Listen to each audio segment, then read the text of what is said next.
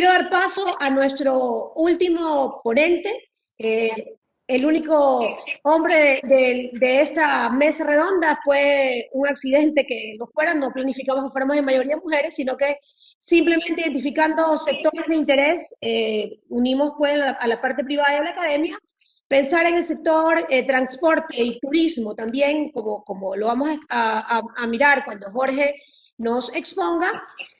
Invitamos a Jorge Rosillo Loza, quien es gerente general de aeropuertos ecológicos de Galápagos. Ya saben que Galápagos es patrimonio natural de la humanidad. Gerente de país de Corporación América y CEO del Terminal de Cargas de Ecuador y el Aeropuerto Ecológico de Galápagos. Su administración se caracteriza por la sostenibilidad con diferentes certificaciones, carbono neutral, mejor experiencia al pasajero, así como ISO 9000 y 14001. Él es ingeniero por la Universidad de California y MBA en INCAE con diplomados en participación público-privada, gerencia de responsabilidad social, gobernanza y liderazgo político, y ha participado en alianzas público-privadas como el aeropuerto y el puerto de Guayaquil. Jorge, bienvenido y adelante, por favor. Gracias, Lorena, y creo que cumplimos en la equidad de género ahora con mi Ya, participación. sí. Voy a compartir la presentación, si me lo permiten. ¿Todos la pueden ver? Sí, ahora sí.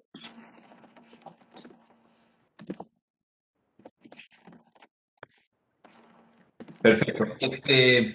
Gracias por la oportunidad de contar un poquito la experiencia de Aeropuertos Ecológicos de Galápagos durante la pandemia y tratando de recuperarnos también a la salida,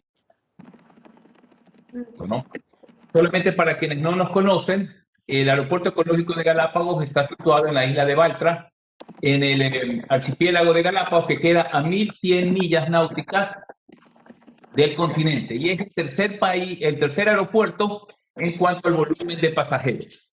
Corporación América ganó la concesión para la administración y operación de este aeropuerto y con el principal motivo de crear un aeropuerto sustentable. Y es por eso que en el año 2014 se nos otorgó la certificación LEED Oro para, del Consejo Internacional de Construcciones Sustentables para la construcción de este aeropuerto desde cero, ¿no? Luego, pues, desde el año 2017 recibimos la certificación también de las Naciones Unidas y del Consejo Internacional de Aeropuertos en ser carbono neutro y por último el año pasado culminamos con la certificación ISO 14001 para todo el manejo ambiental. Estas certificaciones son indispensables porque, como bien decía Lorena, este aeropuerto está ubicado en un enclave que es patrimonio de la humanidad y es la cuna de la teoría de la evolución. Nosotros tenemos un especial cuidado en temas del medio ambiente y el caso particular de este aeropuerto es la puerta de entrada para el archipiélago. Es decir, que todo el turismo y toda persona que entra a las Islas Galápagos lo tiene que hacer a través de este aeropuerto. Entonces, en temas de pandemia, el aeropuerto jugó un rol muy importante y de esto es lo que les quería comentar. ¿Qué medidas tomamos durante la pandemia? Primero, tuvimos que coordinar totalmente con nuestros stakeholders. Primero, para desarrollar el corredor bioseguro, la estrategia conjunta con las autoridades, porque la pandemia cayó en marzo, un mes pico de turismo para Galápagos, y de repente el 16 de marzo el gobierno del Ecuador cerró aeropuertos. No podía llegar ni salir nadie. Y Galápagos tiene una particularidad, y es que, si bien es cierto, maneja más de 250.000 turistas al año, tiene un sistema de salud bastante precario. En la isla de Santa Cruz, que es la cual nosotros servimos y la principal isla del archipiélago, existe un solo hospital con 3 UCIs, 3 unidades de cuidados intensivos.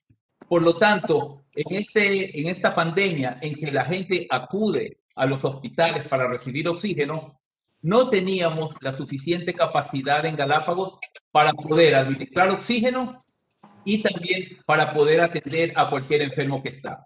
Entonces, todas las autoridades, en este caso el aeropuerto, nos abocamos a que todos los turistas que estaban en la isla tengan que salir lo más pronto posible.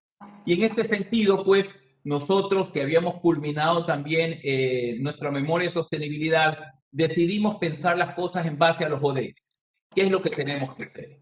Y aquí, pues, lo primero es las alianzas para lograr objetivos. Teníamos que aliarnos con las aerolíneas, con el Ministerio de Salud Pública, con el Consejo de Gobierno de las Islas Galápagos, para ver cómo evacuábamos a los turistas de las islas. Luego, conseguir el apoyo de las autoridades. Las autoridades, en una sociedad un poco deprimida económicamente, de un país como Ecuador, que vive una crisis económica y que la pandemia le cayó en plena crisis económica, las autoridades y las agentes estatales no podían responder. Entonces nosotros hicimos de puente para poder suplir de insumos médicos y la asignación de personal al Ministerio de Salud Pública para que eso se canalice no solamente al Ministerio de Salud Pública y al único hospital que había, sino también a los centros de salud, inclusive al centro de salud que estaba en el aeropuerto, que como aeropuerto siempre tenemos que tener uno. Y éramos uno de los pocos lugares donde teníamos oxígeno disponible para cualquier enfermo. La operación conjunta, tuvimos que hacer desarrollo de protocolos junto con el Ministerio de Salud Pública y la Dirección de Aviación Civil para poder suplir la emergencia. Es muy importante en este sentido las alianzas para lograr objetivos. Nos unimos todos, operadores turísticos, aerolíneas, Ministerio de Salud Pública, Aviación Civil, para poder hacer una evacuación ordenada y sin ninguna tragedia que lamentar, que gracias a Dios no tuvimos.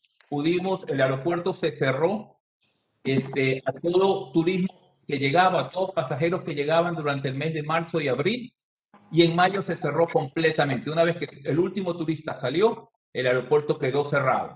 ¿Por qué motivo? Para prevenir que el virus ingrese a las islas, que de hecho ya había ingresado, pero de alguna forma detenerlo. En ese momento nosotros tuvimos que ver qué hacíamos internamente. Y ahí tuvimos que trabajar con nuestros stakeholders internos. ¿Para qué?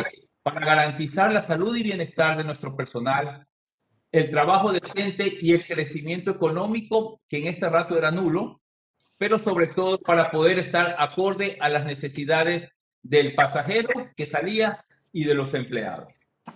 Lo que hicimos inmediatamente fue abocarnos a nuestras coberturas de seguro para que puedan atender a nuestros empleados y a sus familias de manera física y emocional, hablar con las autoridades para reducir al máximo el horario del aeropuerto y que solo se abra para los vuelos humanitarios, que era para evacuación de turistas.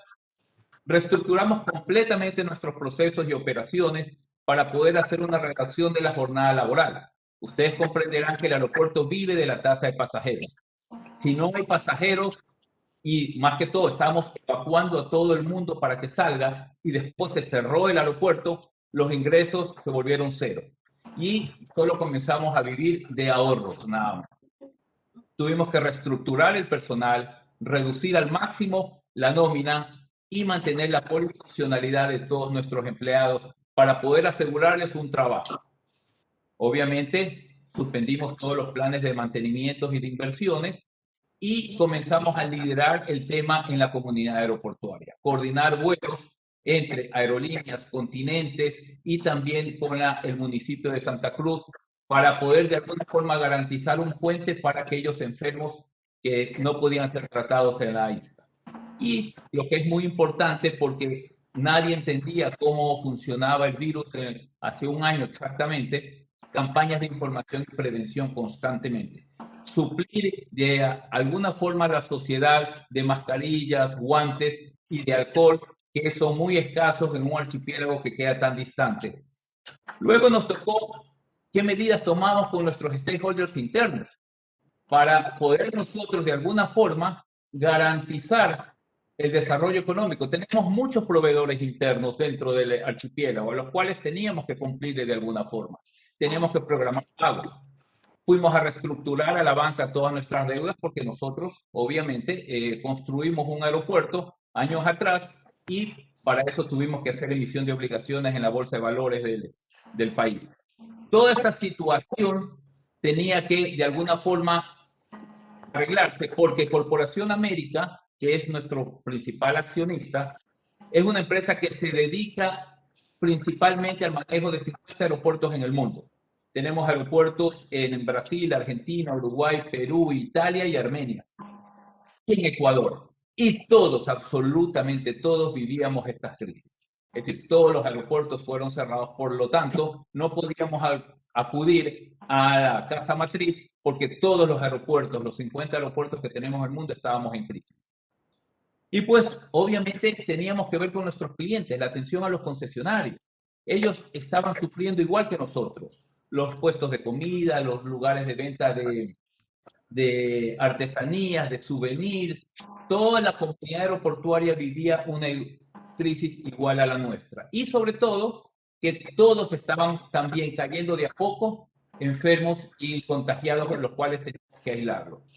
Esta situación hizo que para nosotros vivir estos meses de crisis fuera una confusión que sinceramente, gracias a un enfoque que teníamos de los ODS, pudimos nosotros ubicar y pudimos nosotros destinar la atención debida a cada una de las partes de la sociedad y de nuestros stakeholders que lo necesitaban. Y de esta forma salir organizadamente de esta crisis inmediata. Inmediatamente que se restableció, después de junio, de a poco fuimos abriendo el aeropuerto, primero para que lleguen aquellos galapagueños que estaban fuera y que no habían podido ingresar a las islas, puedan retornar, y de a poco fuimos abriendo los vuelos, pero para eso era necesario tomar ciertas otras medidas también, ¿no?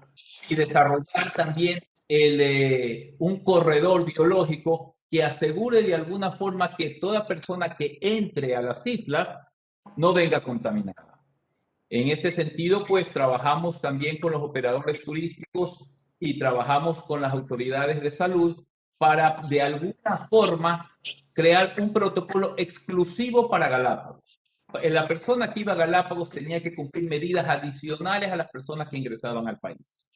Y de esta forma nosotros asegurarnos de que no haya infección y que la pandemia no siga fuerte en Galápagos, que tiene un nivel de salud muy precario. Y una vez que una persona está contaminada, no la podemos sacar en una aerolínea al continente, porque contaminaría al resto de los pasajeros. Entonces la situación era bastante crítica. Sin embargo, ahora, casi un año más tarde de la situación, de una manera organizada y con mucha colaboración de todas las entidades, tanto estatales como también las entidades privadas, todos nos unimos para comenzar a ver en el diálogo. Y uno de los temas que nosotros aprendimos en esta pandemia es a salir de nuestro negocio y ver hacia afuera.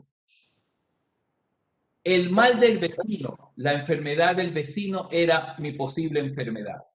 Y por lo tanto todos teníamos que cubrirnos y preocuparnos de lo que muchas veces no hacemos, preocuparnos por el que vive al lado nuestro, por el negocio que está junto. Nosotros como aeropuertos no nos preocupamos por las aerolíneas, pero si las aerolíneas estaban en mal estado económico, no teníamos pasajeros también. Entonces nos comenzamos a preocupar por las aerolíneas. Las aerolíneas se comenzaron a preocupar por los operadores turísticos y todos comenzamos en esta forma a desarrollar un círculo virtuoso en el cual, ayudando al de al lado, nos ayudamos a nosotros mismos. Y de esta forma, pues comenzamos nosotros ya, ahí sí, a estandarizar protocolos.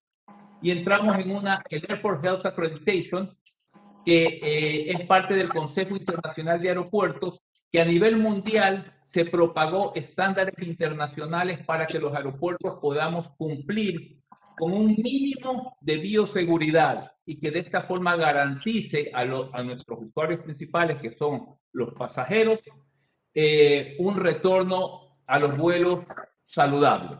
Y para eso pues teníamos que trabajar internamente, pues, y nosotros pues en agosto nos certificamos a nivel internacional con esta acreditación.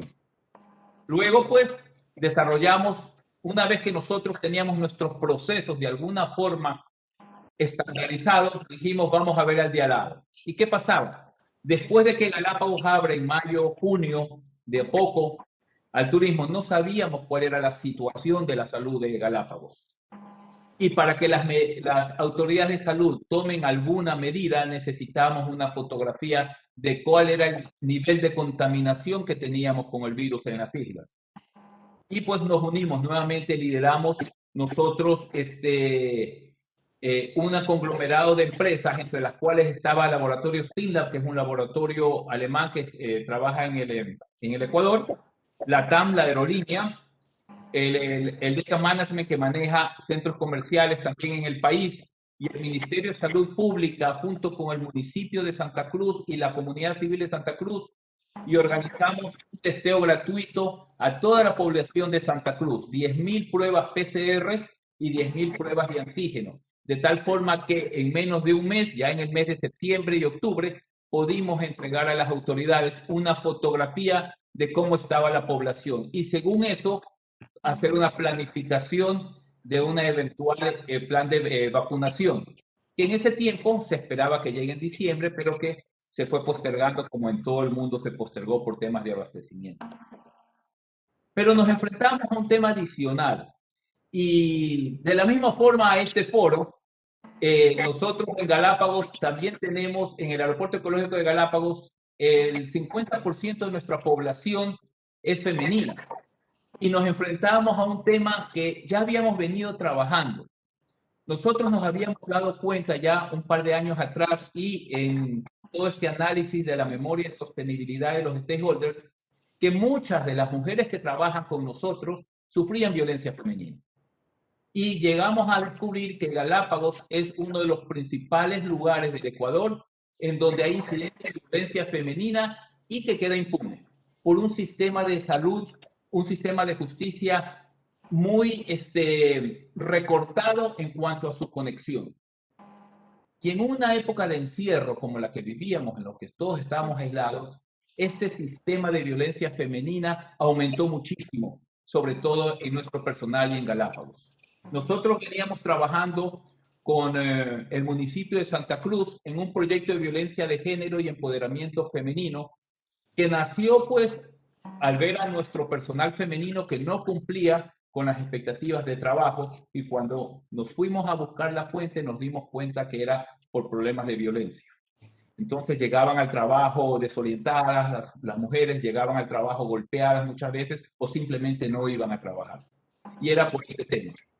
Entonces, en la época de pandemia nos dimos cuenta que más allá de todos los temas de bioseguridad del COVID-19, enfrentamos un problema sociológico bastante fuerte, que era este tema de que había incrementado la violencia femenina. Entonces nos abocamos también parte de nuestros esfuerzos a terminar este proyecto, que a la larga lo que hacía era crear todo un canal integrado de cuándo la mujer hace la denuncia, cuándo pone cuándo tiene que hacer la denuncia, qué pasa después de haber puesto la denuncia. En una sociedad chica todo el mundo se conoce, ella no podía regresar a su hogar, ¿a dónde podía ir? Entonces trabajamos con el Ministerio de Salud Pública y pudimos terminar, aún en pandemia, la ruta de auxilio para la atención de todo tipo de violencia contra niñas y mujeres en Santa Cruz. Sin embargo, los temas seguían, el mundo sigue avanzando, y ya en este año nosotros pudimos culminar los proyectos que nos habíamos trazado en la memoria de sostenibilidad.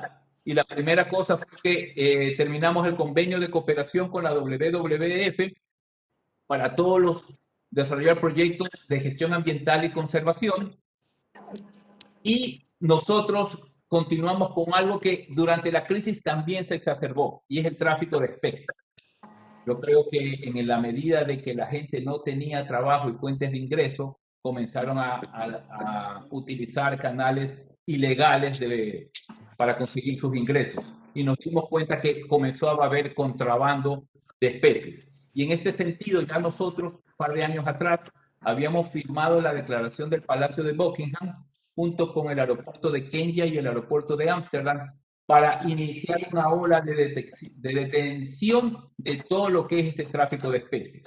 A tal punto que pudimos detener hace un mes atrás un cargamento de 153 tortugas pequeñas que se estaban saliendo, solamente para que podamos magnificar el impacto económico. Cada tortuga gigante de Galápagos, que es uno de los atractivos fundamentales y que viven libremente en nuestro parque nacional, cada una de ellas se vende en China y en los países asiáticos en $50,000.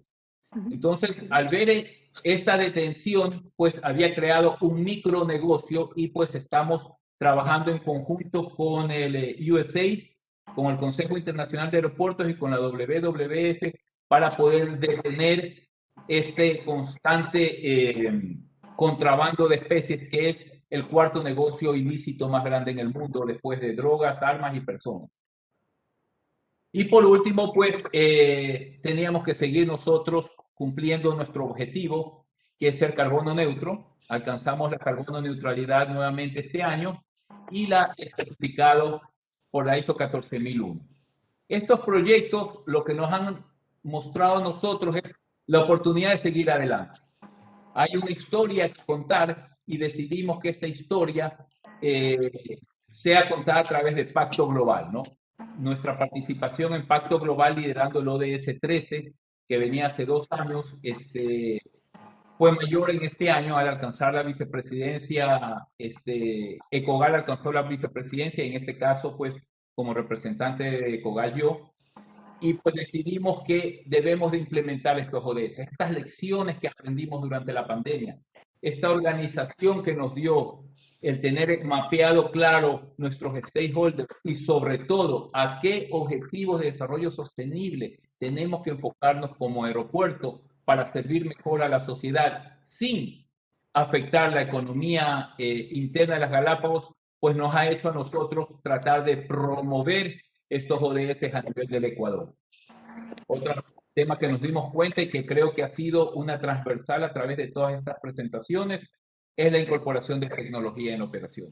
Indispensable, el mundo cambió y como estamos ahora teniendo este foro a nivel virtual totalmente y uniendo, como decía una de las exponentes, dos continentes, tenemos nosotros que seguir hacia la ruta de la tecnología y la digitalización.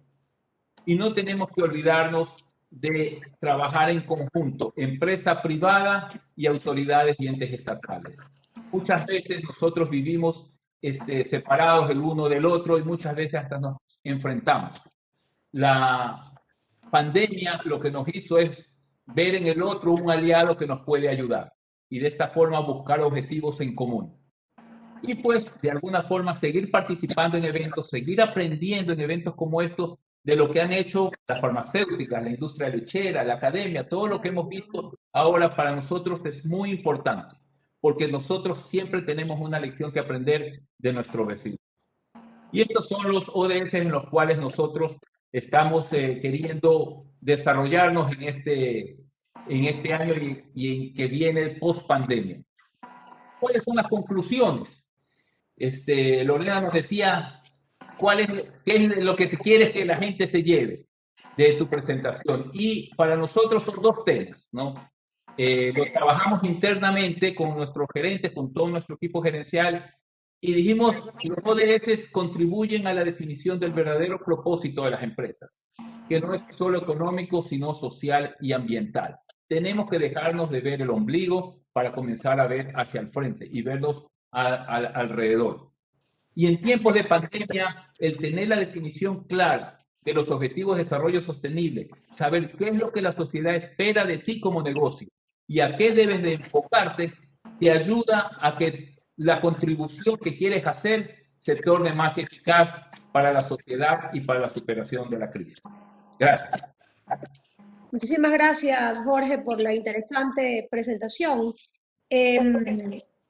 Hablar de Galápagos realmente, como lo menciona Jorge, confluye una serie de elementos donde a veces lo que sucede es que nos olvidamos que también allí viven personas, que no solamente se trata de un patrimonio natural, sino también que hay que combinar la restricción de derechos, la restricción de actividades también como tal que tiene una población que habita allí.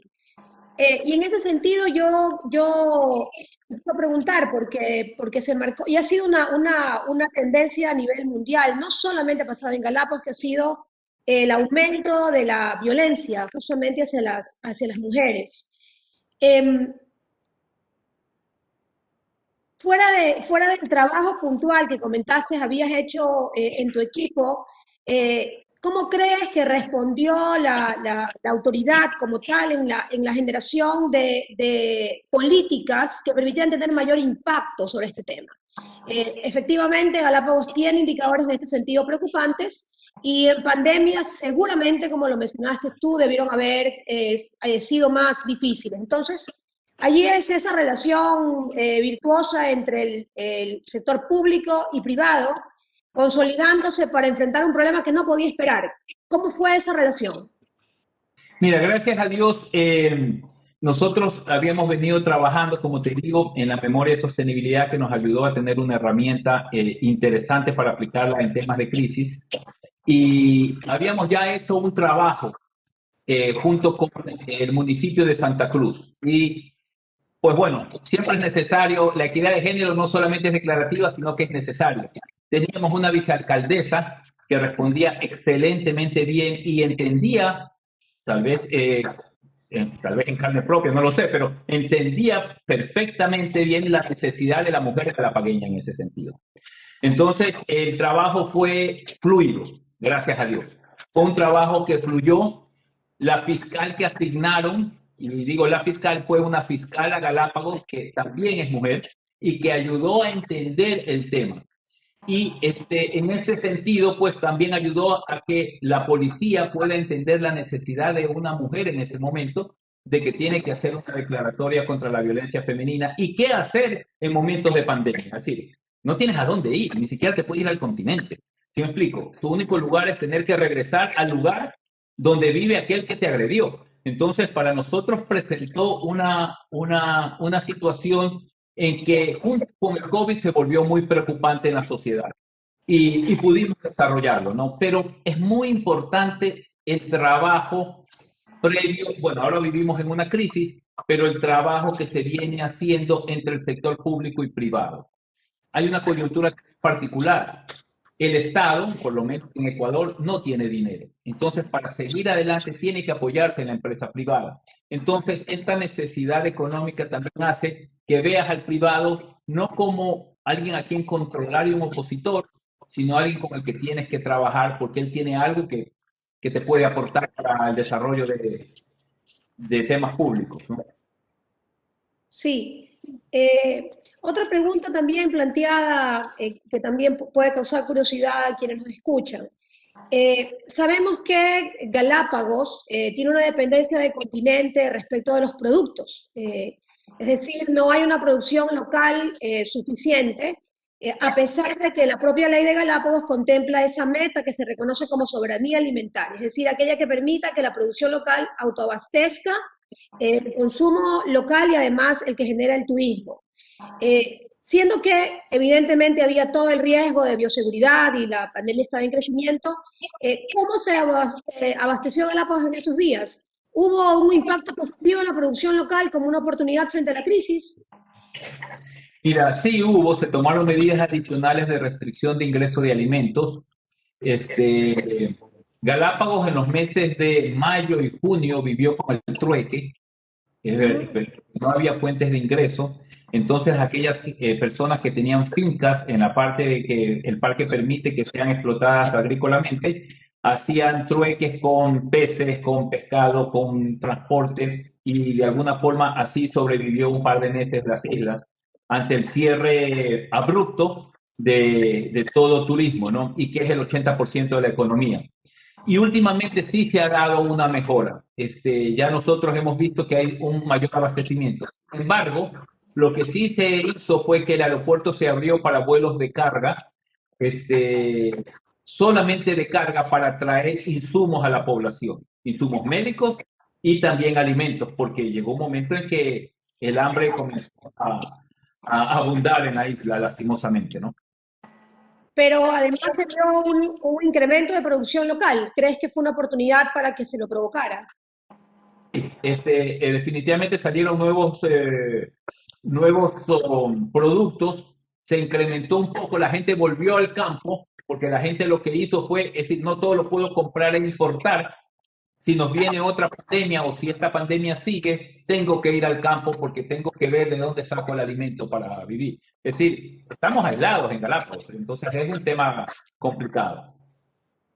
Bueno, yo creo que esta última idea de Jorge un poco recoge lo que para mí debería ser el denominador común, el mensaje que queremos dejar a quienes nos han escuchado en este día, que las crisis generan oportunidades, justamente. En el caso puntual de Galápagos, de nuevo, el 97% de su territorio es conservado, solo el 3% no lo es, de manera tal que esa restricción de territorio, que además es patrimonio natural de la humanidad, ha tenido siempre como amenaza un crecimiento de un turismo, pero que ha visto justamente, ahora que nos cuenta Jorge y nos ratifica, una oportunidad en la pandemia cuando se reactiva la producción local y de alguna manera la población que antes trabajaba en turismo puede ir a zonas rurales y volver a producir localmente. Eso diversifica la economía. Así que es un ejemplo también de haber encontrado oportunidades en medio de la pandemia. Yo quiero hacer una reflexión, como he hecho con todos los sectores, y cuando hablamos de transporte y puntualmente de Corporación América, hablamos por supuesto también de turismo como tal. Entonces, el turismo proporciona medios de subsistencia a millones de personas, lo sabemos. Representa más del 20% del Producto Interno Bruto de algunos países y en general es el tercer sector más importante de la economía mundial en materia de exportaciones. El turismo es uno de los sectores más afectados por la pandemia y ha repercutido en las economías, los medios de subsistencia, los servicios públicos y las oportunidades en todos los continentes. Y además es un sector en donde se aplican los 17 ODS. Y si bien debe ser prioritario mantener los medios de subsistencia que dependen del turismo, la reconstrucción del sector ofrece también una oportunidad de transformarlo, prestando especial atención a aprovechar los efectos que ejerce en los destinos visitados y a crear comunidades y empresas más resilientes mediante la innovación, la digitalización, la sostenibilidad y las alianzas. Todos sabemos que estamos en un momento de cambio, estamos en un momento crítico para la humanidad. La pandemia del COVID-19 cambió la manera en que habitábamos y afectó considerablemente, por supuesto, a las empresas. Muchas han cerrado, otras se han reinventado en este momento y hoy hemos podido comprobar con lo que ustedes, con sus valiosas intervenciones, tanto del sector privado como de la academia, esa relación virtuosa que tiene que mantenerse no solamente en medio de la crisis, sino de manera permanente, porque la experiencia del sector privado aportado a la mesa de la investigación desde la academia permite que los tomadores de decisiones lo hagan con mayor rapidez e impacten políticas públicas que genere bienestar a la humanidad. Vemos que es una oportunidad hoy generar un valor empresarial, contribuir a contener la crisis ambiental global y sobre todo la crisis del cambio climático, que lo conversamos constantemente, pero que lo vivimos sobre todo. Como hemos visto, la crisis de COVID-19 está en un momento decisivo para ajustar todas las iniciativas hacia los objetivos de desarrollo sostenible, para mantener los medios de subsistencia, para asegurar un futuro más resiliente, más inclusivo, neutro en carbono, eficiente en el uso de los recursos y, como ya lo dijimos, que sea un mundo más humano. El COVID ha cobrado ya millones de vidas con nombres, con rostros. Eventualmente será controlada. Así lo pensamos, así lo queremos y así se está trabajando. Pero la crisis ambiental global no, lo sabemos, es estructural y está generando ya cambios profundos en el planeta.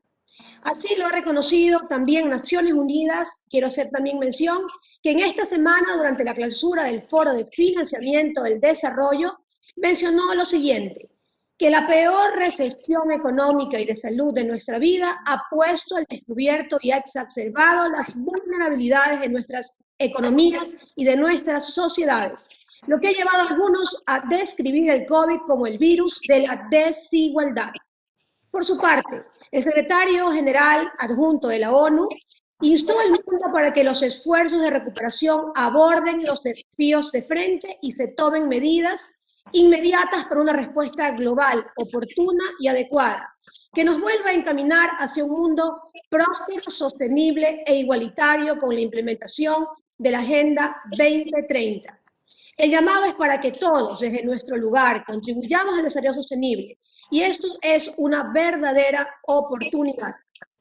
El secretario general de las Naciones Unidas, de nuevo, nos ha advertido que el COVID puede causar una crisis económica sin precedentes y se ha preguntado qué papel han de desempeñar las empresas privadas en el periodo de la incertidumbre.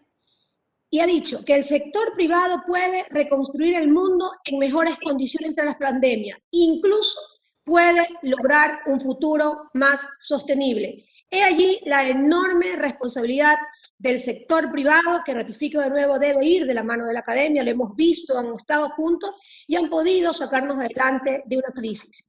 quiero cerrar esta mesa redonda tan productiva de aportes tan valiosos por cada uno de nuestros ponentes con una reflexión del responsable del grupo de los Objetivos de Desarrollo Sostenible, es decir, algo similar a lo que nos decía hace un momento Jorge, el Pacto Global.